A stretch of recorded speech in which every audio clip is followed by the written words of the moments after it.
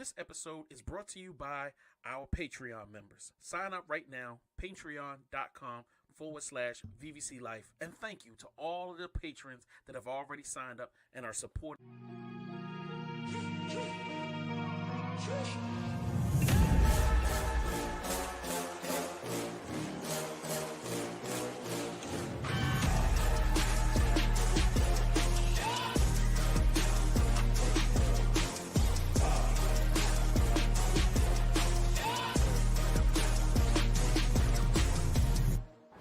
Cooper. Jamie. What's with all the police trucks outside? The cameras everywhere, Jamie. I'm not supposed to tell. Something happening? You know the butcher? They set up a trap for him. This whole concert, it's a trap. They're watching all the exits, checking everyone that leaves. There's no way to get out of here. Yo, so I'm glad to be in here with you. Real reviews. We're here for you guys tonight. We're trying something a little different, trying to get it to you quick. Hey. Trying to get it to you fresh off the press. Fresh That's out it. the theater. Man. Just got done watching Trap. Yeah, like that's crazy. We both went to the theater to see the movie at the same time. Yeah. When you told me your showtime, I was like, bet I got the same showtime. That's what's up. Yeah, man. So I like this vibe. It's a little late, but I like this vibe because this going. We got to talk about this. Yeah, we got to talk about. Got to talk about this, man. Like, man, go ahead, take it away, boss. So, in case you guys still aren't aware, Trap is M. Night Shyamalan's latest film, which honestly I didn't know it was his movie until just till I got the tickets. With, you know what I'm saying? But basically, a father and his teen attending a concert realizes it's a trap for a serial killer called the Butcher, who is played by our lead, and he's trying to figure out how to get out. And that's basically the whole premise of the movie. And man, let's go ahead and get right into it, man. Initial impressions, yes. Well, how'd you feel when you first found out about this? Super excited. I would like to clarify for the record, I am not an M. Night Shyamalan fan. Shyamalan my Ding Dong has dropped more flops than classics, but what I will say is that when he be firing on all cylinders, classic be legendary classic. I mean, like he's definitely, I don't know, like I don't know if I want to put him up there with legendary directors and writers, but he's got some classics, bro. That's all I got to say. But I wasn't excited. I felt like his name being on this brought it down some. However, the premise caught me. You know, I was definitely caught, and I was like, all right, I want to give it a try. Like it just, the premise just caught me, and I was like, this is going to be interesting. I haven't seen something like this in a theater film. I've seen something like this on some B and C rated TV, but never in a theater. So you're a step ahead of me because I've actually never seen a concept like this. So initial impression for me, I didn't know it was an M. Night movie. So the premise itself just had me drawn in. I was very interested. I was going in scared because, you know, nowadays you can't watch that without a whole bunch of gore. So, but initial impression was I'm going to give this a try and hope that I walk out unscathed. Very true. Right. Because you just never know what you're gonna get. I was expecting some violence, and I was expecting some blood, but I was thinking more Hannibal or Silence of the Lambs, like manageable. You'll see a little bit of blood, a couple of slashes, but it's not gonna go over the top. That's what my hope was for. But we'll see whether or not that actually comes true or not. I got you. So you want to kick this off with your highs and lows? Oh, thank you so much for allowing me the opportunity. So I had my nephew with me. He was excited. He came in from Atlanta. He live in Atlanta. He came to go, see the family. So he was like, I was actually going to just take Fame. And then he was like, what are you going to see? I said, I'm going to see Trap. So he's got excited. So we both in the theater. Fame drops out for the record. We're not going to get into it. Highs are, the highs are, the tension is a high. It was definitely tense. Like that was the first thing my nephew said when we walked out. He was like, "Yo, I ain't never been that tense in a movie theater in a long time." And I was like, "Nephew, I gotta agree." Like following this, I think they did such a great job of following the main character and keeping you constantly going. All right, can he turn? Oh, can't go there. All right, can he do that? Like my man is really he on point the whole time. He trying to figure it out. The tension is phenomenal. Like I love the tension. I loved the music. I honestly was like, yo, this music sound like some real 2024 pop artists, pop singer vibes. I love that. Let's see, what else did I love? I loved the framework of the story. What else would I have to say as a positive? I love that this was not a very expensive film. This is a very inexpensive film. There's one famous person who's, I mean, you know, he famous. I mean, you know, he's not a draw, but he was kind of like, oh yeah, we know him. That's it. Just one. That's just one. Everybody else are unknowns to me. I don't know the guy that plays the main character. I don't know any of these other people. There were no people that I was like, yo, I know you. Like the black dude looked familiar that was at the little merch stand. Mm-hmm. I just don't know where I seen him from. He's not recognizable to me. He's not a recognizable name. So I was kind of impressed that you kept my attention. I don't know who these people are. However, the acting's decent. It's not the best. It's not the worst. Okay. I was satisfied. And the twists and turns were sensible. Like I said, the budget wasn't over the top. It wasn't a bunch of locations. Mm-hmm. There's no car chases. There's no elaborate anything. This is very smart movie making. It's very, very locked in. Even when it comes down to the stage performances and even the outfits from the celebrities was like. So that's all I'm gonna say as far as the highs. Okay. Now, how can I give my lows without ruining the film? The lows are as follows. I feel like they didn't finish the script and they just, I felt like the first, it's obviously three parts to a film. The first two parts are beautiful. Mm-hmm. Once we get down to the last third, that's when it starts falling apart. Now, there's some smart little elements in the last third that I was like, yo, I respect this. All right. And then it just ends. And it tries to give you like a little, I'm offended at your, No, not after you did, and then you try to go, there is no, I'm offended. So that's for me. I don't even know where I'm at with my lows. All I think is next thing I didn't like. A lot of these moments, there are cameras. There are many police officers with microphones, 2 ways, and phones. So if we're all instructed to pay attention, and then a random person that seems to fit the description keeps popping up in different places, there would be conversation or even just a notation of this is an unusual person walking. Let's just take a note of that. Boom. Take a picture. Let's put it to the side. Another person ends up let's take another little, let's put that to the side.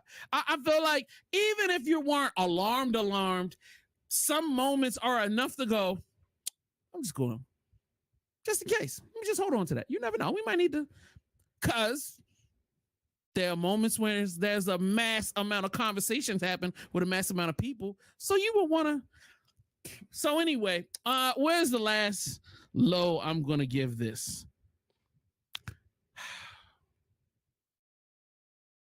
I can't do nothing else without ruining the movie. So I'm just going to say those were the major elements that irritated me, and I'm going to be respectful.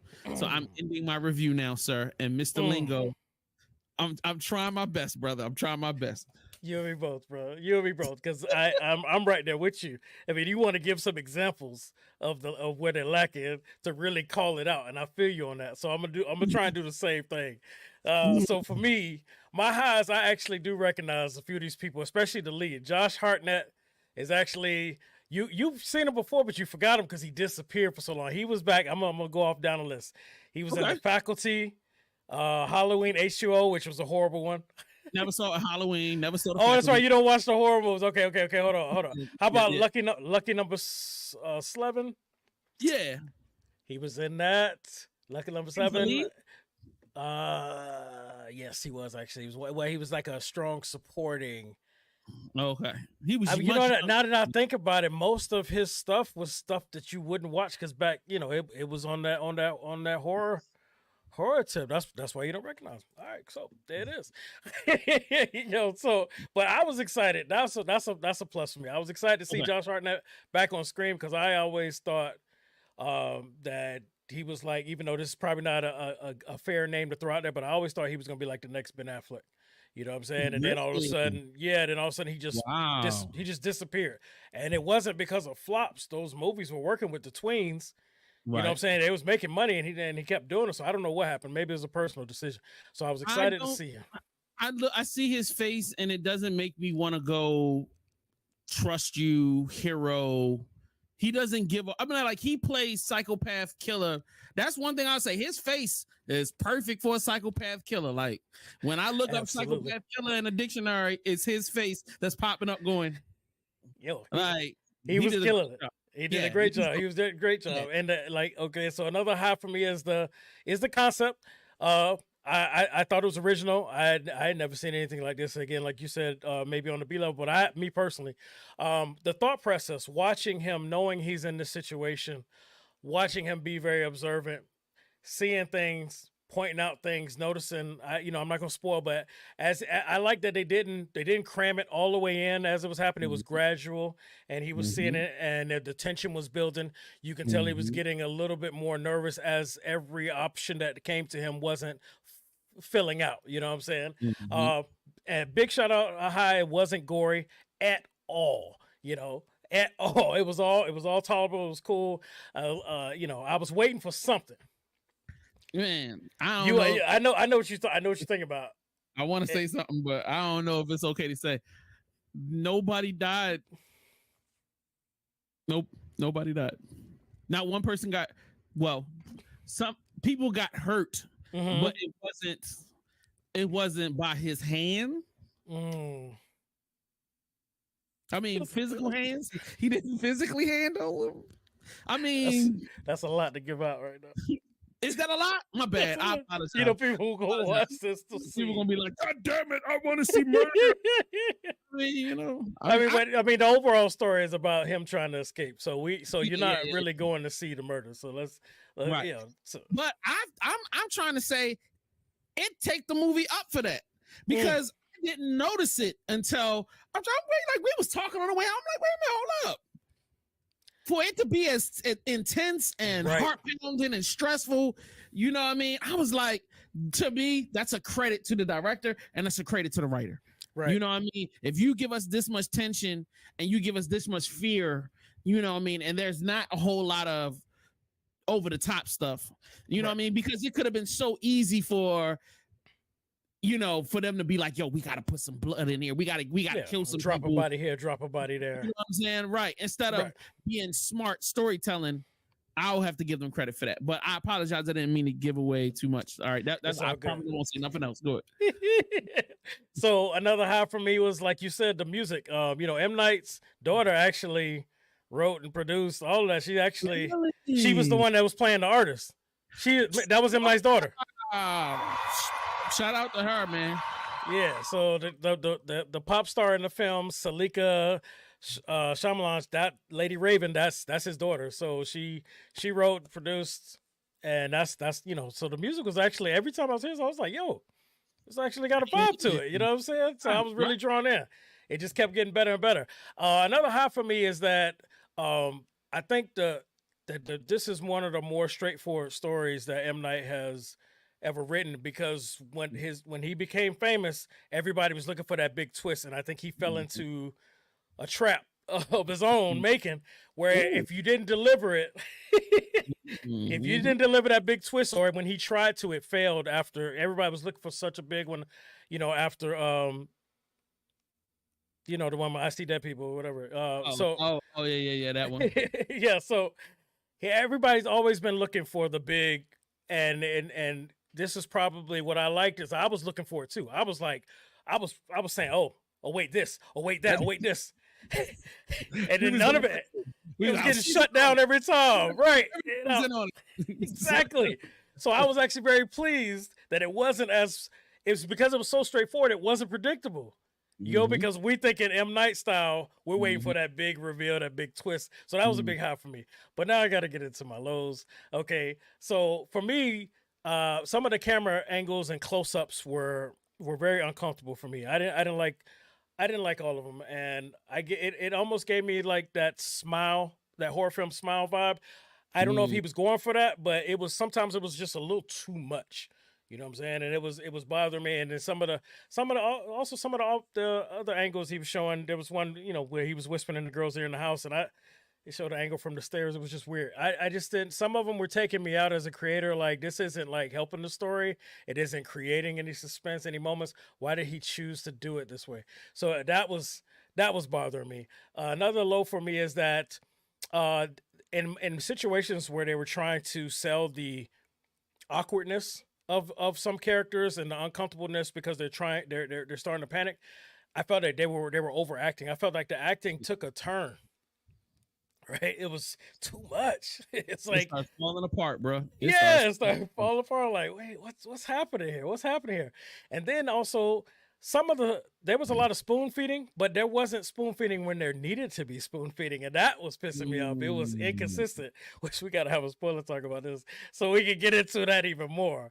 Let's do it tonight, then. Fuck it. So, and then the biggest thing for me, on the lines of the writing, in my opinion, was extremely too convenient. It was super lazy. There were impossible moments that just happened to work out to keep the story going. I mean, like, impossible moments that just happened to work in favor. If it would happen once, twice, I could let it pass. But it just kept happening. It was like nonstop. And I mean, even early in the film, it was just. And that's where the spoilers talk has got to come in. But I will say this, the writing was just extremely too convenient. And it ended up being where almost every other moment, I'm just like, come on, man. Come on. Like, come on. If you tried a little harder with your writing, you could have kept that same intensity and then just find other ways to work around. But I just felt like it was just too easy. He was just kept getting bailed out. Just bailed out with some lazy writing. All right. So why don't we rate this thing and then let's get into a spoiler discussion. You see, I'm rocking like, all right, don't say nothing. Don't say nothing. All right. Is it a classic? Is it a good watch? Is it a catch on streaming? Is it a oh hell no? Or if you ever show me this ever again, I will. You and sir, I'm going to ask you to go first. Okay, so for me, I'm going to have to be extremely honest when I say it is not doing it for me. Despite the fact that I was on the edge of my seat, entertained, it kept me engaged. Okay. Everything afterwards that was pointing out to me with the bailout writing, it just kept lowering and lowering and lowering for me. So not doing it for me. I respect you for that, bro. I'm catching it on streaming, ladies and gentlemen. Oh, I'm going with it. I feel you. You are not wrong. However, I am not a cinephile elite as you are. Like I'm a dumb consumer. So sometimes one slips by and we're gonna talk about it. We all have our guilty pleasures, man. We all have our guilty pleasures, bro. I was the only black person talking, and I was just like, oh, no, I'm saying shit, like, you know what I mean? Like the white people are just like, I wish he would just shut up. But yeah, that's where we are with it. That's what it is. That's what it is. All right. So y'all let us know in the comments what y'all thought about this. If you saw it or if you Please. plan to go see it. Yeah, we definitely want to know. And then after you do go watch it, you need to come back and get into the spoiler discussion. That's a fact. Because it's about to go down. Be kind of dope, right?